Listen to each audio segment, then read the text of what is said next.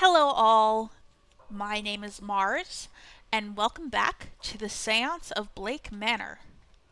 Um, I thought of something that will probably take up the rest of the hour, or at least a little bit of the hour. That's not snooping. We can look in the library for details on that god that we saw hammering away on the anvil. That's probably what we should do. Um, so we're gonna find our way to the atrium.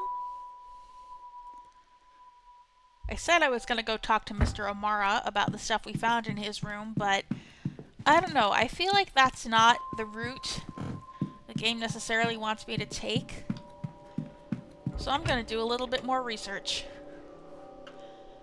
I seriously cannot believe I combed that hedge maze and I never walked past that anvil. I cannot believe it. Alright, Book of Irish Gods. Okay, smithing gods. Let's see. The goddess Breathe, an old Irish goddess of healing, poetry, the hearth, smithing, and much else besides. The goddess Ankellich, a goddess, a hag and diviner, whose domains are cold winds in winter. This looks like our guy, so I'll look at him last. The goddess Morrigan, the wardress witch of the Tuatha De Danann, was the goddess of war, wealth, and death. Crows are her symbol. And the god Gobnu, the ancient Irish god of smithing and hospitality. I wonder what came of all these gods. Okay. I need to do more research. On what specifically?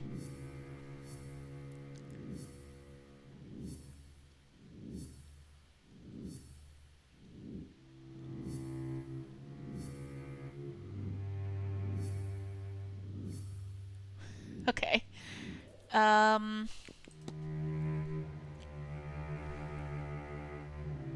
should revisit the book in the library and see if there are any connections to smithing. I did that already. I should learn what happened to the Tuatha De Danann. That would probably be in Irish mythology.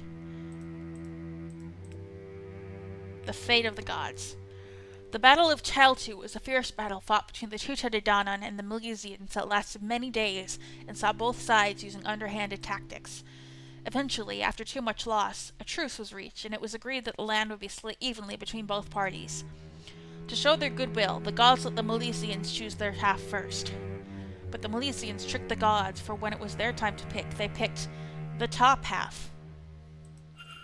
The gods, true to their word, accepted the deal and moved underground to Tir na Nog, part of the otherworld, to live with the Fae.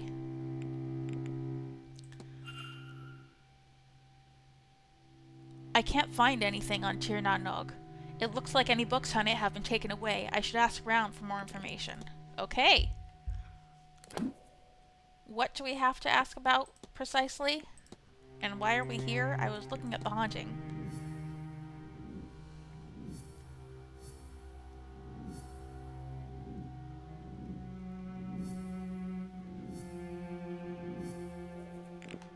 Okay, so we need to ask around about the Tir na Nog.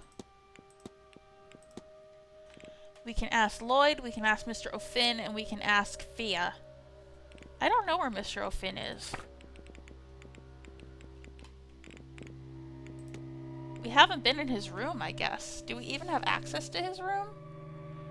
We don't. But he's gonna be in the bar at some point, so... or we could find Fia again, but I don't feel like going back to the hedge maze.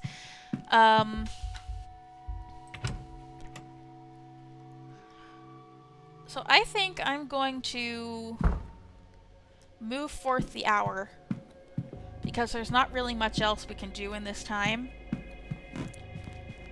And then I'm gonna find Missus Joyce, and we're gonna finish Lloyd's thing.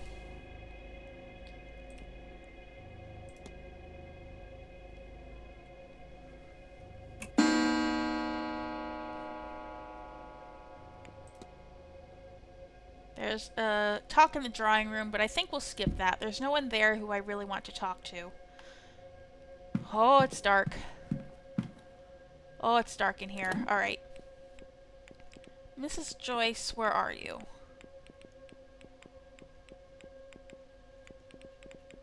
You're C.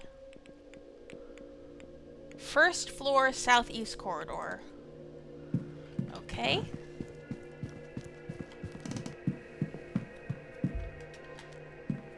First floor means this. First floor means upstairs. Remember that, Mars. You've learned this lesson already. And she's not here. Oh, nope. Father? She is. What are you doing up here? Ah, Mrs. Joyce. You see, Oh, never mind. I've been needing to speak with you urgently. Not this again, Mrs. Joyce. I can't do it. I can't, but I must. Oh, Father, I just don't know if I have the courage to... There is no must here, Mrs. Joyce. Be it madness or the passion of Christ that drives you. Do what is in your heart. How can you be so flippant about it? Few things matter in the end, Mrs. Joyce. This isn't one of them. Whatever you choose, her soul is bound to hell. There is only one thing that can change that. Okay. Mrs. Joyce, we have a proposition for you. Hello, sir. Mrs. Joyce, you told me before that you wish to repent for your actions. Is that still true?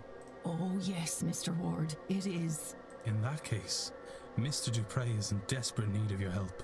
The spirit of his dearest friend has been trapped inside the manor, and only a worshipper of St. Bridget can set her free. St. Bridget? But she... I had no idea she cared for people such as them. The Lord truly does have a lot to teach me these days, doesn't he? Yes, Mr. Ward. Tell him I'm ready and willing to help. Whatever it takes, I'll be there. Yay! Are we going?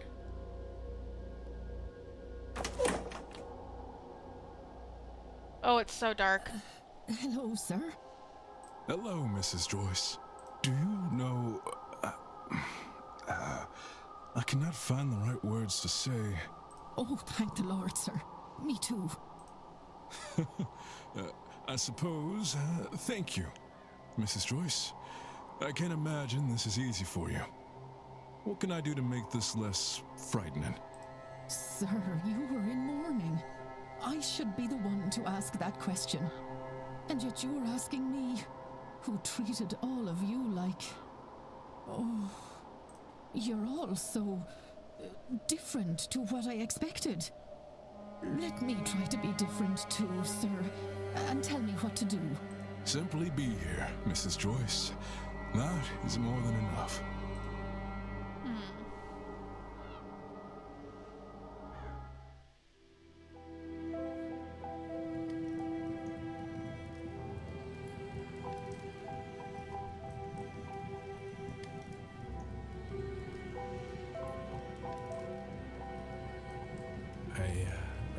I'm not sure that I... You fear the flame, don't you, Mr. Ward? I can see it in your eyes. Don't chicken out on us now, Declan. Ah, yes. It's taken a lot from me. Right. You know, Breed, your St. Bridget, they are fire deities. Laura was a priestess of the flame. She was part of a sisterhood who kept a sacred fire going back home. And a part of her was given to that fire, as was her wish. That's beautiful. It is. It's a little witchy. Although I don't know. It would be voodoo, right? Because they're in New Orleans. I don't know if witches and voodoo necessarily mix. Or witches in the sense that I'm thinking. But still. It's beautiful, and it's beautiful that Mrs. Joyce sees that it's beautiful. I think it's funny, and very like Laura, that she picked you to manifest to. One last playful act.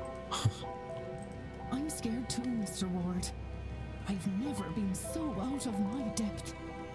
But I see now we have to face our fears, to grow. Each one's work will be made clear, for the day will reveal it, and fire will test it. The fire will show what each person's work is worth. 1 Corinthians 3:13. But as a godly man, you already know that. What is your work worth, Mr. Ward?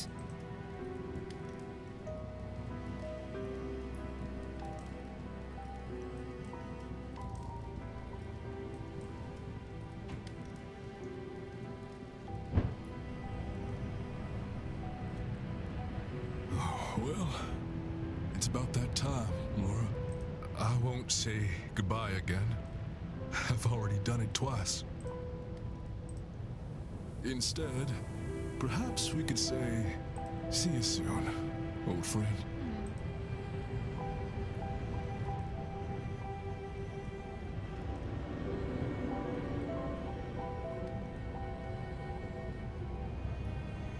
She's gone. Oh? What was that? What was that with the blue light? Thank you, Mr. Ward. Both of you. I thought for a second that she had, like, gone into them, like Lloyd wanted to do to Evelyn. But we changed his course, so I don't think that's what happened. I don't think he would do that to Missus Joyce. Oh, sir, you're crying. My heart's never been broken quite like this, Mrs. Joyce. But I weep with joy that she may be at peace. Thank you for your help. Without you, she... I'll not suffer to think about it, sir. Mrs. Joyce, now that your mind is changing towards these ways, will you join me for the séance? You know, I think I will. I didn't realize before, but I was harboring a deep dread about it. Now that it is gone, I would like to attend. This is the opposite of what I wanted. I know what you mean. It's as if some part of it felt it to be unsafe. But now, I think Laura is watching over us and wants us to be there. But Laura's gonna protect them, so it's okay. Let's get you inside. I'll make you a hot cup of tea. Thank you, Mrs. Joyce. That would be much appreciated.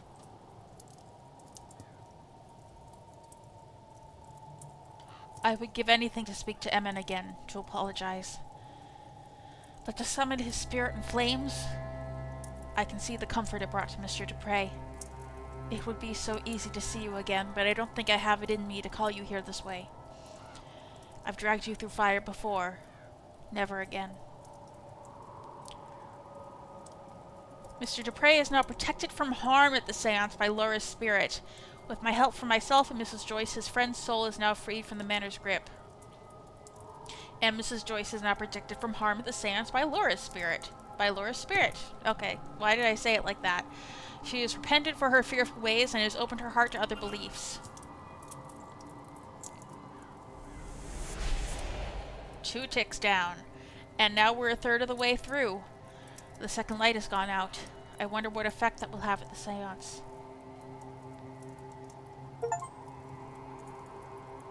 I should check my notes. Sure, we can do that. Let's look at the culprits. People we haven't eliminated yet. They're able to write.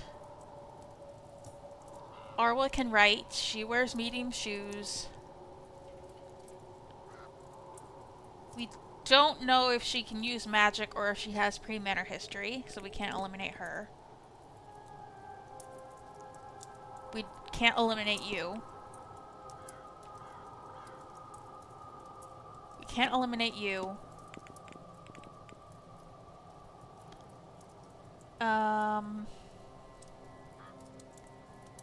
Can't eliminate you. You're eliminated already. She has no magical talents. We can eliminate you. We don't know about you, don't know about you, nor you. Writings. Medium. Yeah. We can't eliminate anything about you. He is staff and would know the grounds. Alright. So what do we want to do now? Last time we unlocked this ability to do the ritual for Thea at the well. And since we're already in the hedge maze, and it's the beginning of the hour, so it won't like take up too much of our time, it won't eat into the hour too much, I think we might as well do that now. If I can find it.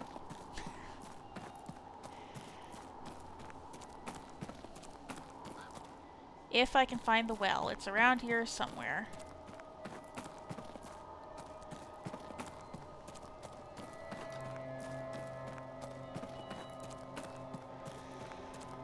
This hedge maze is gonna be the death of me, I swear.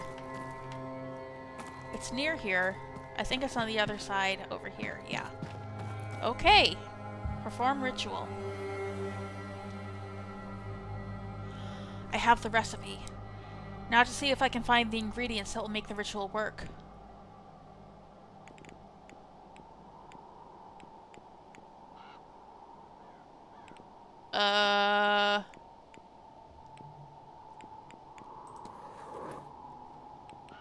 Oh, a dash of venom. This is the hint.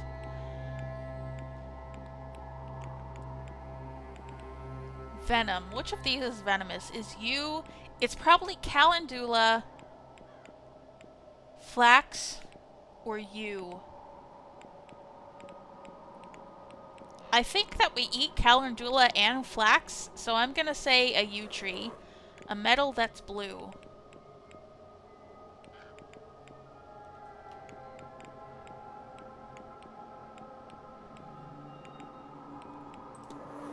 Bark from the tree known as yew. Reset. A dash of venom. Which of these could be a dash of venom? Flax?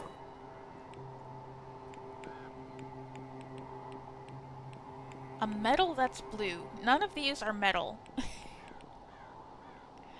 A dog's nail is not metal. Like water?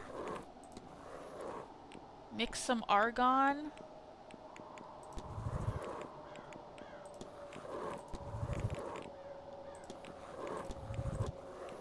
I see that they're lighting up when we have the right ingredient.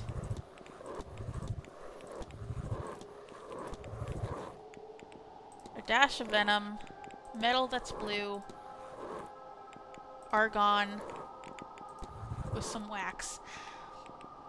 A dash of venom, a metal that's blue, yew, argon, wax, handful of flax. Okay. I wonder if I can get access to more components.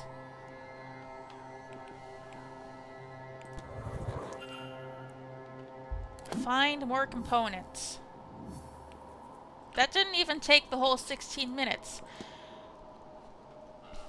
I suspect I need more components to bless the well, but where can I find some? Oh, hi, Thea. You're right here. Can we talk to you about your components? Ah, Declan. Have you had any luck? Not yet. Well, I have faith in you.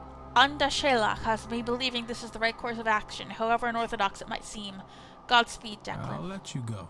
You take care now, Declan. And don't forget... Okay.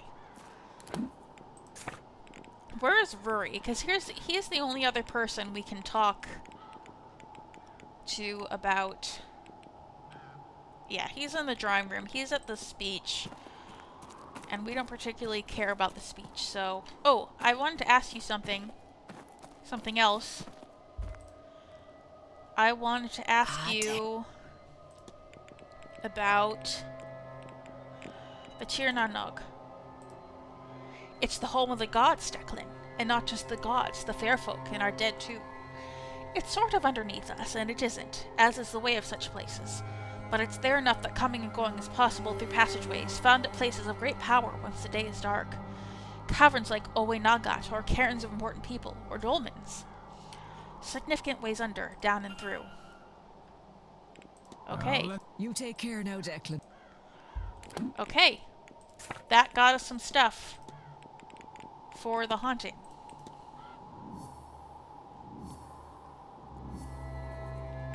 A place of power. It is believed by some that Blake Manor, or rather the land it now sits on, is a place of ancient power. I have been told that it is possible to cross over to Tir na Nog via special passageways. Is this land, or has this land ever been, home to a portal to the otherworld? I gather I should look under the cover of darkness. So, like, now?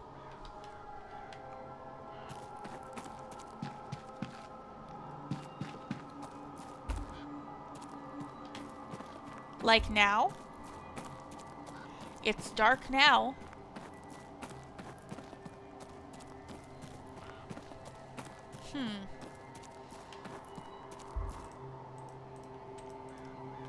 Alright, that's not gonna get me anything. I have no idea where that anvil was.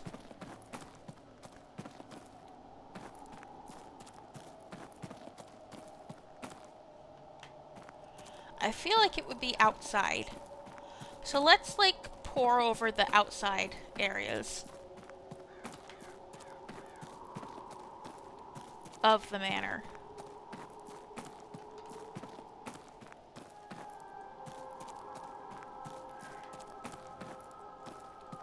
Once we get out of this hedge maze.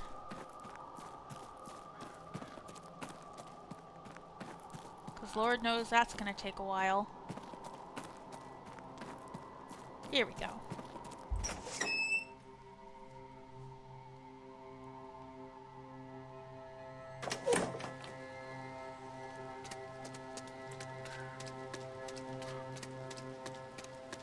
Nothing here.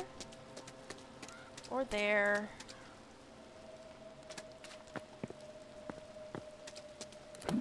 What hints are there for that?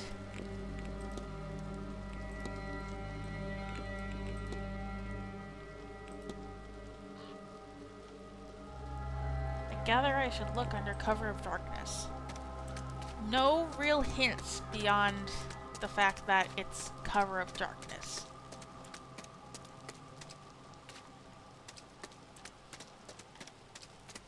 Which is now. It is currently dark and rainy.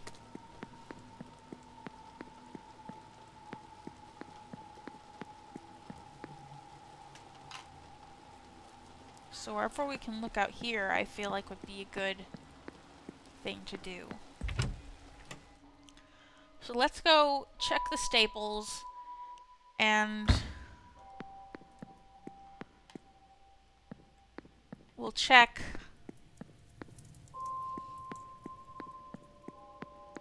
the outside out front as well.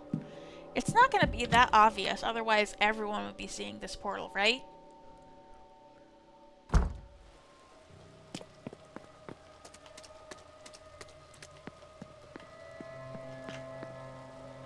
Gotta use detective mode.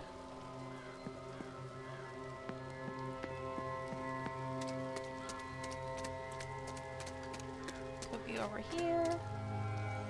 Nothing that I see.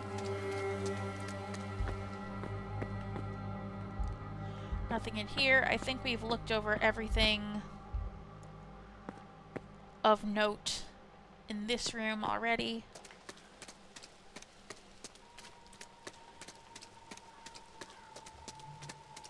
Not over here. These look like they light up when I put on detective mode, but they don't really.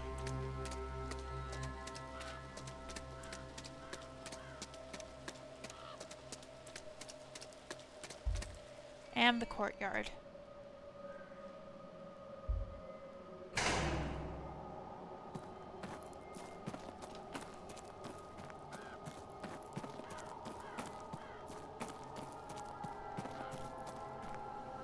Nothing there.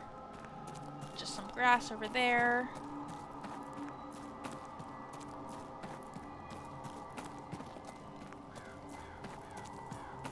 Maybe the fountain? Okay. Oh? What's this? An open window with strong vines climbing to it. I could probably climb up to it should I find the need.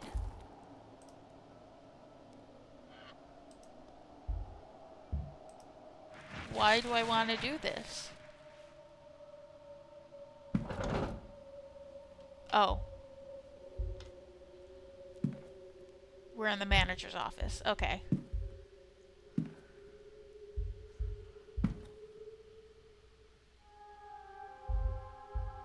I see. I see.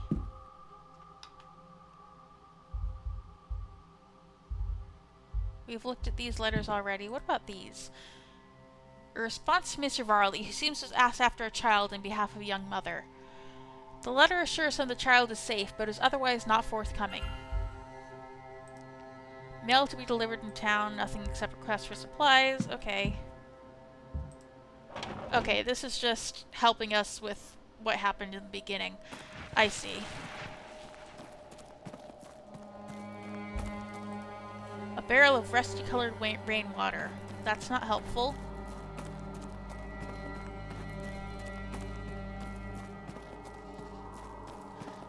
Okay.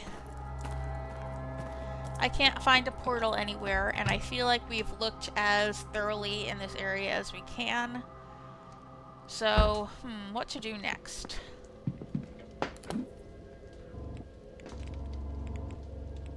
Stop going back to Fia.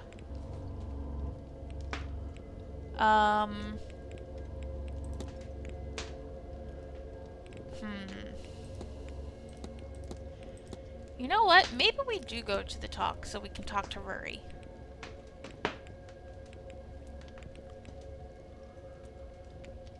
The only other person whose room we can actually look in right now is Miss McLeod.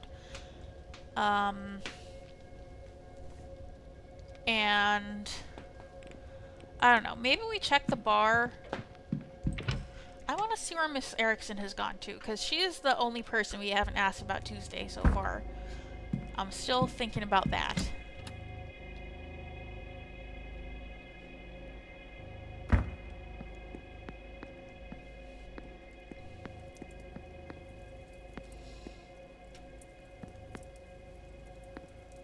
Bar. Who's at the bar?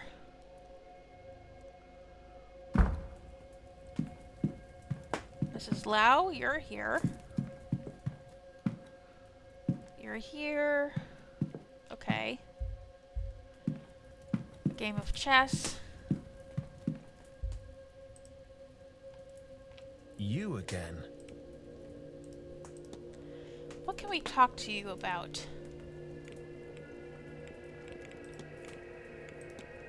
What do you know about Enochian magic, Mr. O'Mara? Oh, you've been talking to people, have you? Did they send you to me?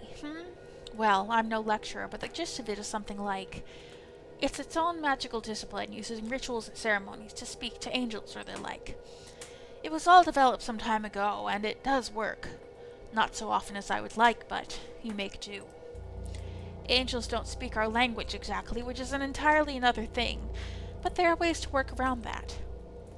It is almost enough just to have them answer. Almost. But they don't stay for very long. I would know. Okay, that doesn't help me much. We can ask you about fetters. Do you know anything about the concept of fetters? Well, not as much as some of the others might. I'm not much for that discipline, but I believe they're the things that hold ghosts to this world. I suppose that's why they call them fetters, named for the old shackles used to transport prisoners. I'll be off, Mr. O'Mara. Don't let me keep you. Jeez. So rude. You're hanging out at the bar. Let's look in your room. Because I'm a little stuck on what else we can do. Yeah, Mrs. Erickson is going to be at the bar. I should probably remind myself of that.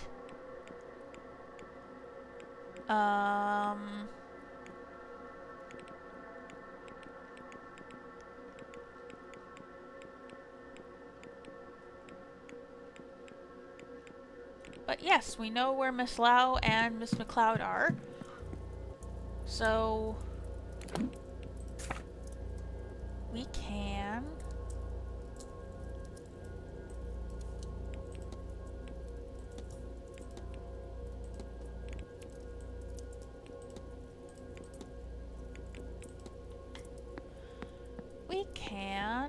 go where? Upstairs. To the, let me check my notes, the northwest corridor.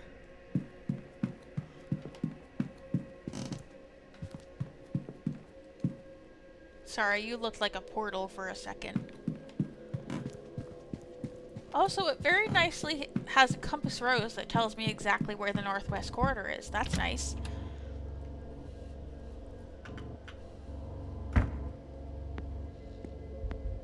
Mrs. Lau. We just saw her, so we know.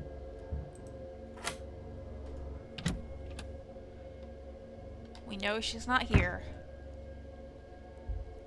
She has a gramophone. 7,000 words, often mispronounced, by William Henry Pinckney Fife. Nice. Stationery, a fine gramophone.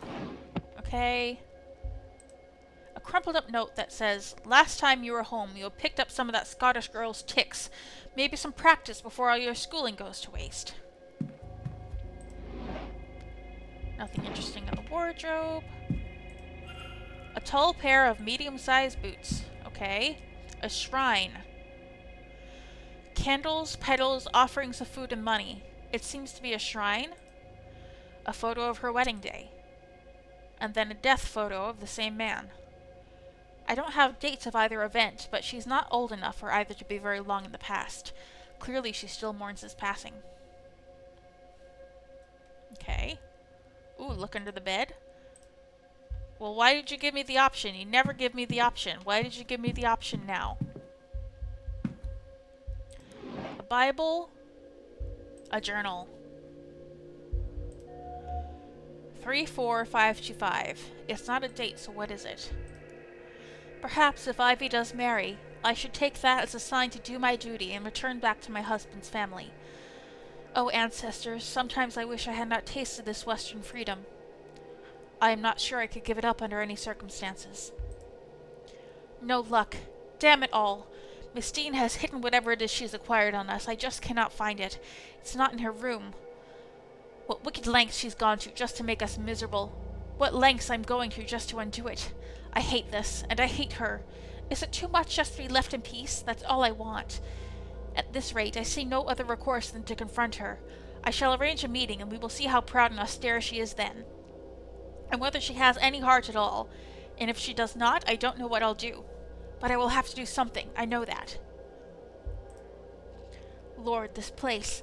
I have just returned from the ladies' bathroom. I swear I saw a ghost. Ha! Still I am shocked by this place. I entered to find a woman washing a shawl in the bathtub. Thinking her a guest, I excused myself, but as she rose up, I knew that not to be true. A bonne? Her body twisted in unnatural ways. She looked at me, though I cannot recall her face. She screamed, oh, such a scream. Many lifetimes of anguish in that scream. I fell backwards.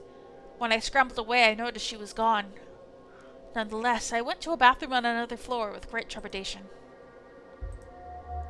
Something is scratched out. A scratched-out note suggesting Mrs. Lau's problem would go away if Evelyn Dean was to die. It looks like it says, "In fact, I know full well what would need to happen. Evelyn Dean would have to die." And one more. Ivy won't listen. She startles like a stray cat when I try to talk to her about anything remotely sincere. And all for what? Damn Evelyn Dean. Not an ounce of conscience in her. And now Ivy is set on finding herself a husband. I do not see a way in which things will go well from here, if this course is not altered. But Ivy has made it very clear she does not want me to do a thing. So, I know what I have to do. I have to ensure she is confused, just enough she won't see what I'm doing and attempt to stop me. Thankfully, I know how to temper her gift after last summer's terrible trip to India. A similar dose here will soften her ability just a while, and I can see this gun. God forgive me.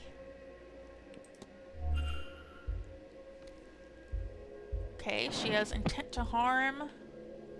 She has a diary code. Maureen and other poems by Ella Wheeler Wilcox. Nothing of note.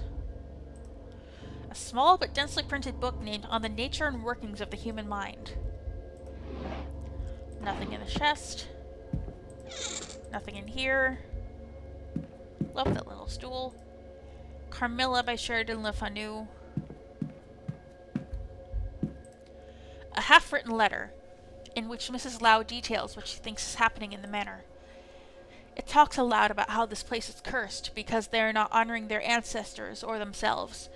She says they are careless with their actions and intentions. Of course, bad luck follows them. She works hard to cover it, perhaps to be taken more seriously, but Mrs. Lau is a lot more superstitious than she lets on. Jewelry. A few personal items. Okay. Nothing interesting there. A box that requires a key to open. If it's not in Mrs. Lau's person, it's likely to be somewhere in this room. It's not in the vanity.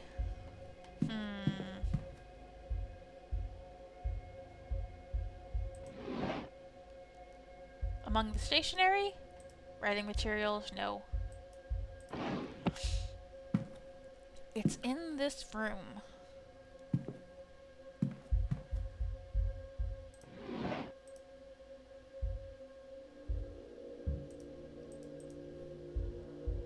Look at the bed. In ordinary bed, though, the pillow closest to the window looks strangely higher than the other one.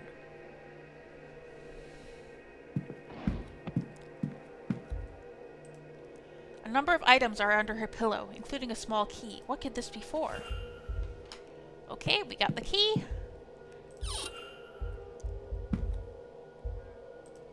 A luggage ticket for Bay 12. On the back, it's slightly labeled as being belonging to one Miss Evelyn Dean.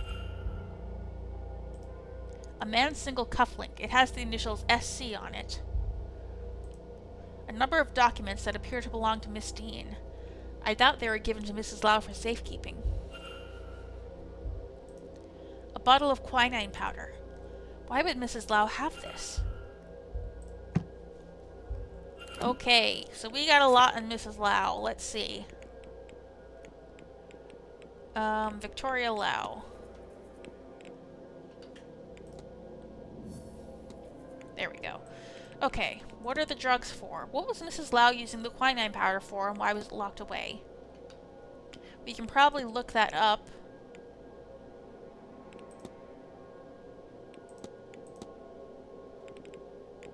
In the library.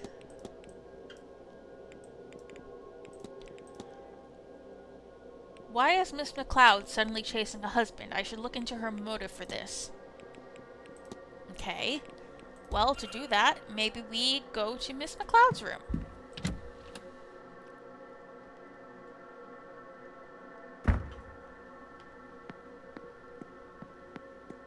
Oh. Oh, Mr. Coventry, I've completely forgotten that you exist.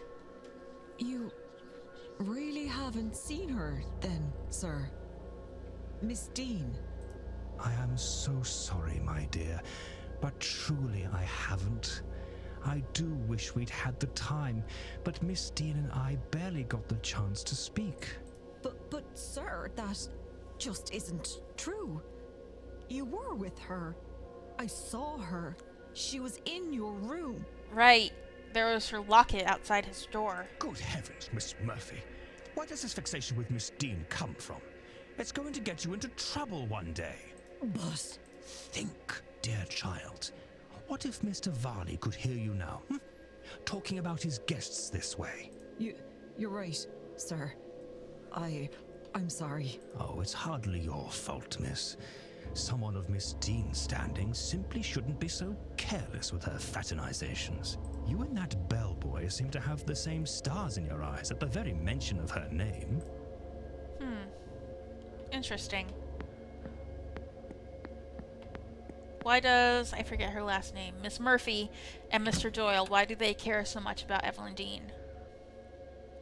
Oh, why am I leaving this way? I wanted to look in Ivy's room. Mrs. Lau, and Miss McLeod. And I think we've officially missed the opportunity to go to the talk, which I think is fine. I think we're not missing much. Nothing to look at here. A journal in the nightstand. Victoria wants to investigate herself, of course, and see that Miss Dean no longer has the means to threaten us. But I've told her she absolutely cannot. If we are discovered doing such a thing, it will be scandal upon scandal. I will find a husband instead, so even if Miss Dean does make public what she knows, it will hold little weight. It might not even be so terrible. I can hope at least, can I not? Yeah, so Evelyn discovered that they're lesbians, basically, is what I'm thinking. A list of names. The first of 3 are marked off. Rory Callahan, Michael Scarra, and Walter Blake. The 4th name, Cahill or Mara, is not marked off. Potential husbands? Isn't Walter like 10? The last few days have been terrifying. I feel so vulnerable, not being able to see anything beyond the mundane. I just know Dean is behind it. I've decided I'm going to ask Dara for help. I didn't want to worry him, but he'll have something for this, surely. Thank goodness he's here. So did she really ask Mr. Hunter for help? I should investigate further. So, I have agreed to meet Mr. O'Mara on Saturday at 7. In the gents' changing rooms, an undignified meeting place, but hopefully no one will disturb us there. I'll find some way to excuse myself from dinner. Victoria needn't know.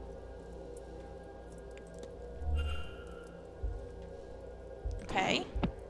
We knew about that meeting already. Dream imagery and techniques. There are notes written haphazardly into the margins. A lucid dream state will allow one a degree of control of one's dreams, and can be a jolly fun way to add the feeling of freedom into one's life. First, find a comfortable place. This will ease the drifting into sleep. A fire is nice, but best allow it to die a little so it does not need minding.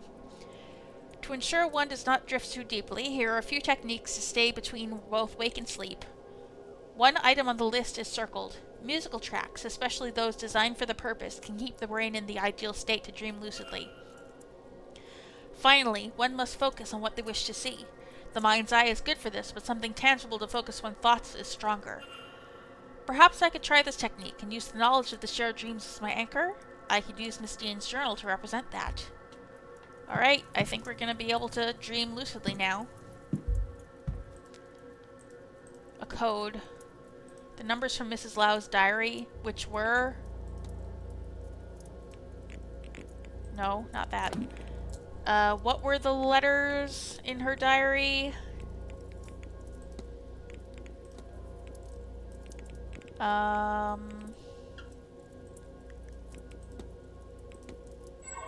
34525.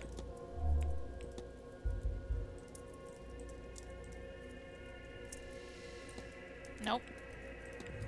34525. What's in there?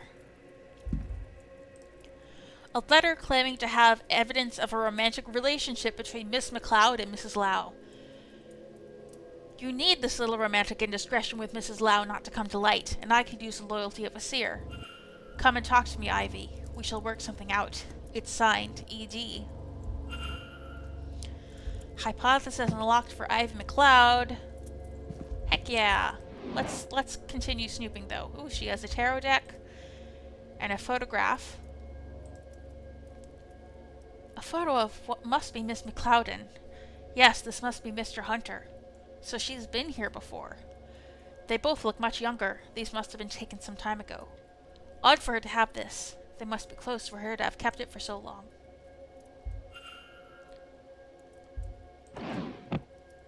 Interesting. Anything in here? Some stationery. A Protestant cross rests by her bedside. Okay. Let's do a hypothesis. Some hypothesizing.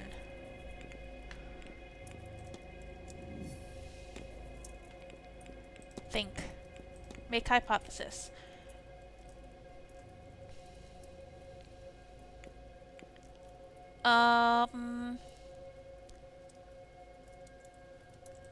Ivy McLeod's goal is to find a fiancé to cover up her relationship with Mrs. Lau. Miss McLeod means to cover up a relationship under fear of blackmail.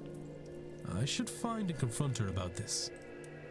We will do that, but that will have to wait until the hour is over and we can go find her wherever she is. And it will also have to happen next time. Until then, I have been Mars, and I will be back with more The Séance of Lake Manor.